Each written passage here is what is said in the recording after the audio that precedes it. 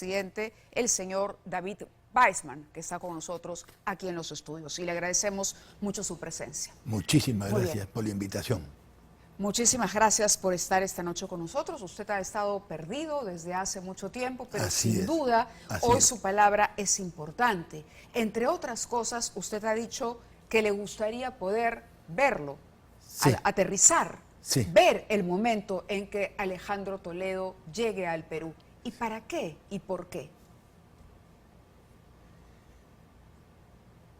Fundamentalmente, hay cosas que son muy fuertes y muy terribles. Honradez, tecnología y trabajo. ¿De quién era esa frase? De Fujimori. De Alberto Fujimori. Contra eso fue el compromiso de luchar. Contra la falsedad, la mentira y la traición de Fujimori.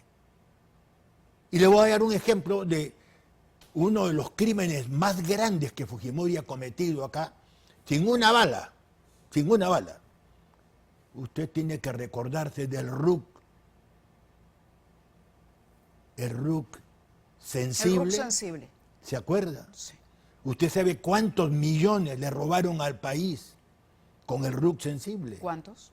Bueno, le robaron alrededor de 56 millones de dólares convertido a dólares. Por eso decía yo, permítame la interrupción. 56 millones de dólares. Por eso decía yo que era muy importante, ¿no? Es decir, Toledo asume la presidencia y desarrolla una campaña frente a un país acongojado, agobiado por la enorme corrupción de la que había sido testigo.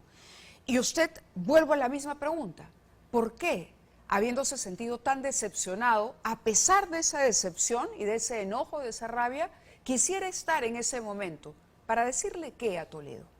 Bueno, por lo menos para decirle en su cara, a quien él le dio la confianza y yo también se la retribuí a él, porque es de ambos lados, decirle que es un corrupto, traidor, estafador de las esperanzas, no solamente mías, mis esperanzas, sino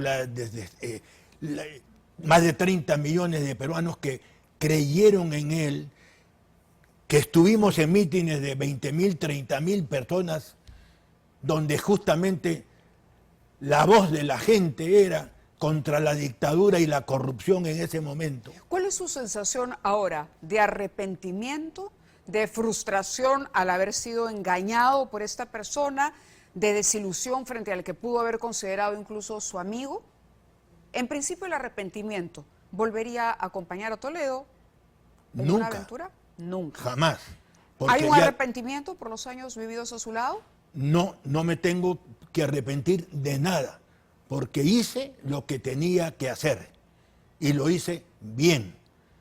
Más de eso no lo podía hacer porque yo no era el presidente, era el vicepresidente. Pero vamos, el señor Toledo tenía ya algunos problemas, ¿no? Había incurrido, por ejemplo, el caso de la hija no reconocida del señor Toledo. Correcto. Por ejemplo, ¿no? Lo otro era el problema con la bebida, que era evidente. Así que es. todo el mundo comentaba sobre el señor Toledo, que lo hacía a veces quedar muy mal o incumplir con su papel como presidente. El tema de su esposa, la señora Elian Carp, y sus declaraciones furibundas, muchas veces divisionistas en el país. Correcto. Sin embargo, usted no marcó distancia allí. Bueno, me sorprende lo que usted me está diciendo. Recuérdeme la memoria entonces. Ahí están los periódicos. ¿Cuántas veces yo, siendo vicepresidente en el cargo y el presidente, lo he criticado? Infinidad. ¿Cuándo o con cuál de estas circunstancias, o cuál de pronto yo no la mencioné, dijo usted basta? Y dijo se acabó aquí, ya Toledo marcó una distancia. Bueno, eso fue a partir del segundo año. ¿A tan pronto? Claro. ¿Y a partir de qué? ¿Qué pasó concretamente? Lo primero, y yo salía, y ahí me gané al enemigo más grande del partido. ¿Quién es?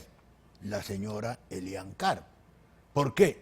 Porque yo fui el que salí, el primero y único, que salí a criticar el uso del avión presidencial para irse a jaranear a Punta Sal. Ahí están todos los diarios, para darle un solo ejemplo.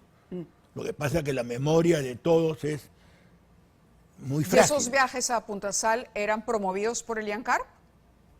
No, eran promovidos por él prácticamente, no por Elian. Pero acaba de mencionar Elian, por eso le pregunto. Claro, lo que pasa es que Elian es una furibunda defensora de Alejandro.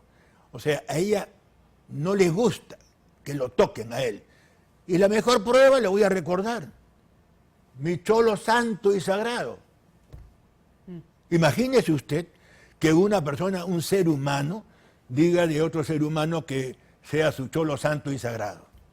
El único santo y sagrado es Dios, después no existe. Bueno, una esposa enamorada podría llegar a decir una cosa así. Pero públicamente y políticamente creo que no es aceptable. Vayamos a la corrupción de Odebrecht, que encontró en el señor Alejandro Toledo una presa muy fácil de corromper, ¿no? Correcto. Un objetivo muy fácil para extender sus tentáculos en América Latina.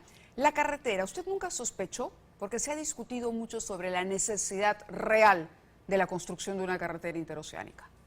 ¿Usted en algún momento sospechó, vio algo sucio, raro, extraño, lo comentó con él? Le voy a responder. Precisamente, en uno de los viajes, ya estábamos alrededor del año 2004, y Alejandro se va de viaje, y había una angustia, una necesidad, una imperiosa ganas de firmar el contrato justamente con Odebrecht por la interoceánica. 2004 me está diciendo, ¿no? Así es. 2004. 2003-2004. ¿Usted sentía que él estaba extremadamente ansioso por Sí, esa firma? Sí. ¿Quién era el ministro de Economía en ese momento? El señor Pedro Pablo Kuczynski, con el que yo ya había tenido unos encontrones terribles, porque yo había declarado a la prensa que no había chorreo, y él decía, y le recuerdo las palabras textuales, decía que había chorreo. Eso originó un boche entre mi persona y él terrible. Cuando hablamos de chorreo, para que los televidentes entiendan, estamos hablando de un momento de crecimiento económico del país, ¿no? Y el manejo de los defensores del modelo era, claro, la riqueza aumenta y esta va a chorrear de manera natural. Y usted dice, ese chorreo no era así tan sencillo, sino que había que promover de alguna manera el desarrollo de la riqueza y no solamente sentarse a esperar que chorree. Así es. Eso era. ¿Y fue producto de qué? De que, acompañado de periodistas de diferentes medios de comunicación, me invitaron a ir a un mercado. Y fui y hice una encuesta yo.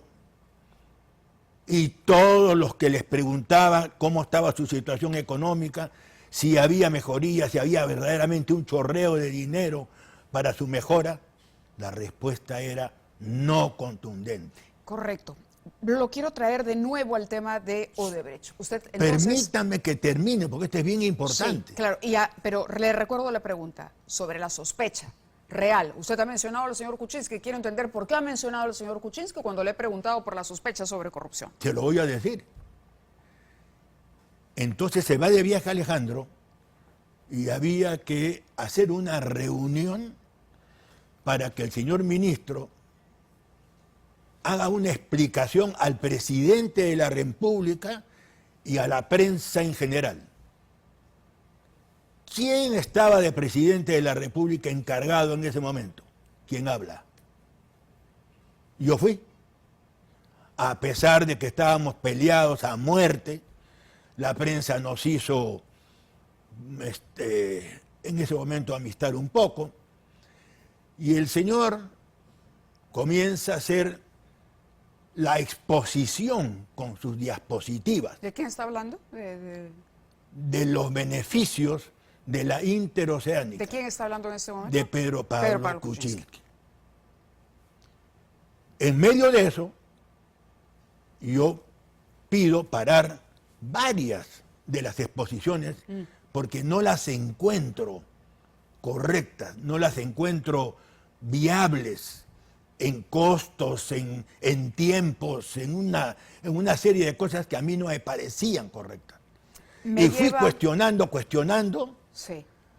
hasta que se dio seguramente por vencido y descubierto de algo que yo no sé qué cosa era.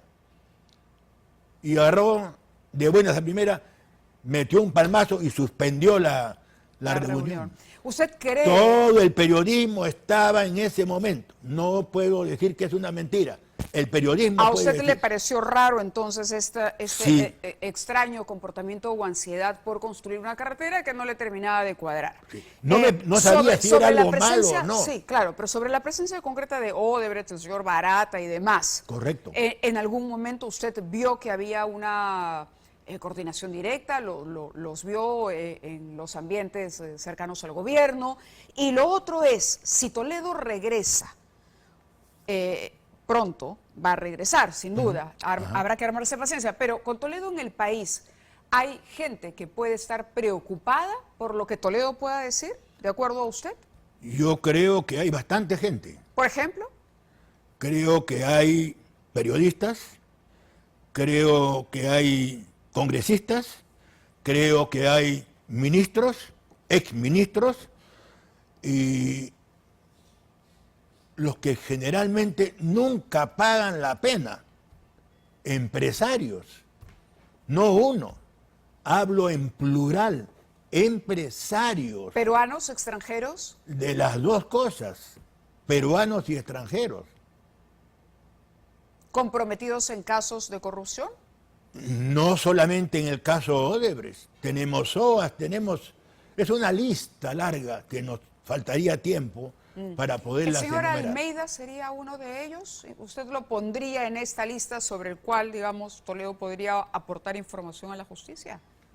No me atrevería a mencionarlo a él porque no me consta. Correcto. ¿Daría algún nombre concreto? No puedo dar ningún nombre porque no me consta con pruebas para mí. Pero lo que está afirmando es que el caso Odebrecht y el caso Interoceánica no fue el único hecho de corrupción durante el gobierno de Toledo. Eso sí lo está diciendo. Por supuesto, y el caso de Coteva también, que tiene vinculación. Así es. Y me reafirmo en lo que estoy diciendo. ¿Por qué no renunció? Porque aprendí en mi vida que la renuncia es un acto de cobardía. El que está en un problema y lo ve, solamente tiene que hacer una cosa, denunciarlo. Ahí están todos los medios de comunicación, radiales, escritos y televisivos. Me remito a eso. Claro, yo recuerdo que, usted sustituye al señor Toledo cuando viaja porque ya había renunciado Díez Canseco, Raúl Díez Canseco, que era el primer vicepresidente. Correcto. Sí, correcto. ¿Qué daba usted? En efecto, había una situación diferente ahí, un poco delicada, había que tener cuidado y por ello aguantó. ¿Cómo cree que en este momento se siente Toledo? ¿Confiado en los Estados Unidos? ¿Lo ha visto en las imágenes y qué sensación le ha provocado? ¿Ha reconocido al mismo Alejandro Toledo que dejó de ver hace mucho tiempo en estas imágenes de él caminando al lado de Elian Carr y eludiendo a los reporteros que trataban de arrancarle una declaración? Sentimientos encontrados. Lástima, no pena. Lástima de verlo como está, de ver una persona completamente destruida. Ojalá que sea verdad, que no sea una mentira y sea un show. Ojalá. Porque ¿Destruida en qué sentido? Físicamente. El tiempo ha pasado, ¿de acuerdo? Claro, tiene más años, todo. Pero yo soy mayor que él. Yo tengo 85 años, voy a cumplir 86 ya en unas semanas. ¿Y qué cree que tiene pensado hacer el señor Toledo, al margen, por supuesto, de estos asuntos de estos documentos que va presentando para apelar y postergar una decisión que está tomada, que no va a variar, que simplemente le puede servir para ganar tiempo? Yo creo que más tiempo que ya no le queda. Porque lo que ha conseguido no es la revocatoria de la orden del juez, que ya determinó después de 4 años y medio que él tiene que ser extraditado y que se ha cumplido con la ley. Lo que ha conseguido es que el buen extremo de cuidado de la justicia norteamericana, de no dejar ningún atisbo de duda de que todo se está haciendo correctamente, sin dañar a la persona que se le está investigando. Eso es lo que ha motivado solamente la extensión de 2 semanas, nada más. Esa extensión que otra jueza de Columbia, de otro estado, porque son argucias que se emplean, le ha permitido, en ningún momento dice, suspendo la decisión del juez. Solamente ante la petición del investigado le doy 2 semanas de plazo para que me diga qué cosa es lo que... Claro, ¿cuál es ese nuevo elemento? Así el caso Saraí Toledo fue investigado aquí, Panorama correcto. Finalmente Sí, reveló la información, confirmó que Saraí Toledo era su hija y el señor Toledo ciertamente tomó algunas represalias contra este medio. Y eso usted lo debe recordar muy bien. El caso Saraí de alguna manera nos reveló un lado del señor Toledo lamentable, porque está confirmadísimo. Así es. ¿Qué cree que va a hacer la señora Karp cuando Toledo sea extraditado? Bueno, ahí tiene un grave problema también la señora, porque la señora también está investigada aquí. Claro, ella estaba dentro del caso de Coteva, pero tiene una ventaja. Digamos, tiene una nacionalidad y podría abandonar los Estados Unidos. Por eso le pregunto, ¿qué cree que puede estar pensando o cuál sería el papel o lo que haría la señora Elian Karp una vez que se extradite a Alejandro Toledo? Supongo, es una suposición, analizando los hechos y las personas que las conozco. Sí. Ella aquí no va a regresar. Ella no. No. Va a tener que venir solo Alejandro, porque la extradición tiene un nombre propio, Alejandro Toledo. ¿Y lo iría a visitar en prisión? ¿A quién? Alejandro Toledo. ¿Quién? ¿Quién lo iría a visitar? Usted. No visito Escoria. ¿Así sea por lástima?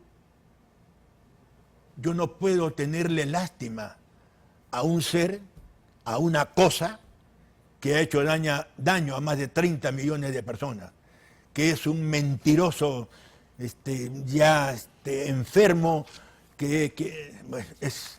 De acuerdo, señor Weissman. Yo le agradezco mucho que haya estado con nosotros aquí y le preguntaba, porque usted había dicho en un inicio que sentía lástima, pero está claro que el sentimiento de decepción es mucho más grande. Muy amable. Grande. Muchas gracias por haber estado con nosotros compartiendo este testimonio. Muchísimas gracias por su invitación. Gracias a usted. Pues bien, vamos a...